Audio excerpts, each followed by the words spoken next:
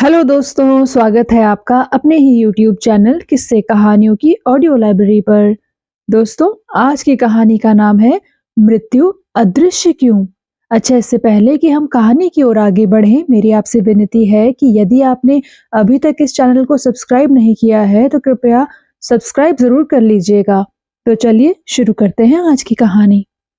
एक बहुत गरीब लकड़हारा था। लकड़ियां बेचकर वह अपना पेट पालता था।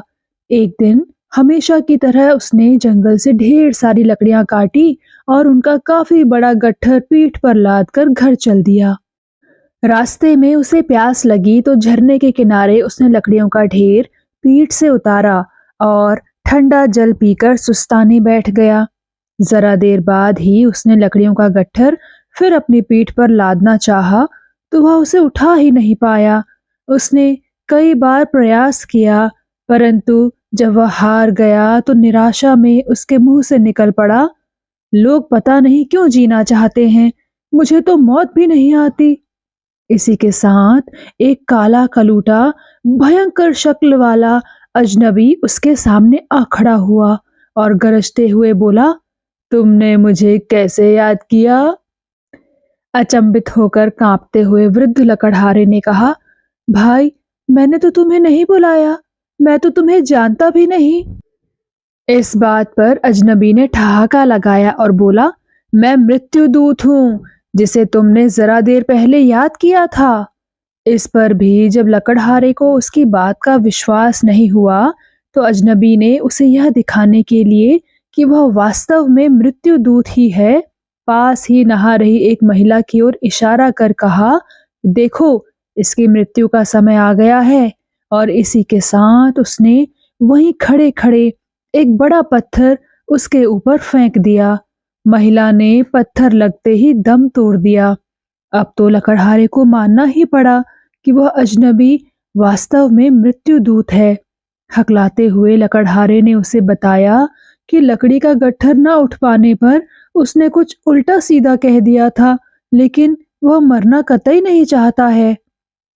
मृत्युदूत ने तुरंत गट्ठर उठाकर उसकी पीठ पर रख दिया और चेतावनी भरे लहजे में कहा कि इस बार तो वह उसे माफ कर रहा है, लेकिन फिर कभी उसने यदि उसका नाम पुकारा तो वह उसे अपने साथ ले जाएगा।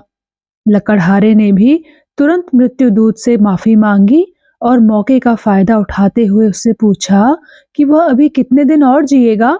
इस पर मृत्युदूत ने उसे बताया कि वह 5 साल और जीवित रहेगा। अगले ही दिन से लकड़हारे ने जंगल में लकड़ियों का घर बनाना शुरू कर दिया। 5 साल बीतते बीतते एक 3 मंजिला मकान बनकर तैयार हो गया। यह इतना मजबूत था कि तूफान भी इसको नहीं हिला सकता था और इतना अच्छा बना हुआ था कि इसमें हवा भी प्रवेश नहीं कर सकती थी। अब क्योंकि 5 वर्ष बीत चुके थे, इसलिए मृत्युदूत एक बार फिर उसके दरवाजे पर विराजमान हो गए। लकड़हारे ने मुस्कुराकर उनका स्वागत किया और कहा कि उसे ले जाने से पहले वह उसका बनाया हुआ सुंदर घर अवश्य देखें। मृत्युदूत लकड़हारे के साथ उसका घर देखने लगा। देखते देखते वह तीसरी मंजिल पर जा पहुंचा। वहां एक कमरा विशेष रूप से आकर्षक लग रहा था। वह मृत्युदूत को बहुत पसंद आया। जब मृत्युदूत उसकी सुंदरता निहारने में व्यस्त था, तभी लकड़हारे ने बाहर आकर कमरा बंद कर उसमें ताला लगा दिया। मृत्युदूत ने काफी हाथ पैर मारे, पर वह कमरे से बाहर ना आ सका। अब इसका परिणाम यह हुआ कि लोग धरती पर पैदा तो होते रहे, पर मरा कोई नहीं, क्योंकि मृत्युदूत तो कमरे में बंद हो गए थे। जनसंख्या अत्यधिक बढ़ने से अन्न की कमी हो गई और भयंकर अकाल पड़ गया। यह देखकर सभी देवता परेशान हो गए और भगवान विष्णु के पास गए, जो जीवों का पालन करते हैं। सर्वज्ञाता विष्णु उन्हें देखते ही उनकी परेशानी समझ गए और सब कुछ ठीक करने का उन्हें आश्वासन दिया। फिर भगवान विष्णु ने एक वृद्ध का रूप धारण किया और लकड़हारे के द्वार पर जा पहुंचे। लकड़हारा अब अत्यधिक बूढ़ा हो चुका था और खाट पर लेटा था। भगवान विष्णु ने उसकी हालत देखकर पूछा, क्या तुम अभी तक अपने जीवन से उकताए नहीं? लकड़हारा बोला, परेशान तो मैं अपने जीवन से बहुत हूँ, पर क्या करूँ? मैंने मृत्यु दूत को कैद कर रखा है और अब मेरे शरीर में इतनी भी ताकत नहीं है कि मैं उसे मुक्त कर सकूं। मेरे पास कोई आता भी नहीं जिससे मैं मृत्यु दूत के कमरे का ताला खुलवा सकूं। लकड़हारे ने यह सब कांपते हुए कहा। इतना सुनते ही भगवान विष्णु ने फुर्ती से लकड़हारे से चाबी लेकर कमरे का दरवाजा खोल दिया, पर मृत्युदूत कमरे में बेहोश पड़े थे। वह भी अत्यधिक वृद्ध हो चुके थे।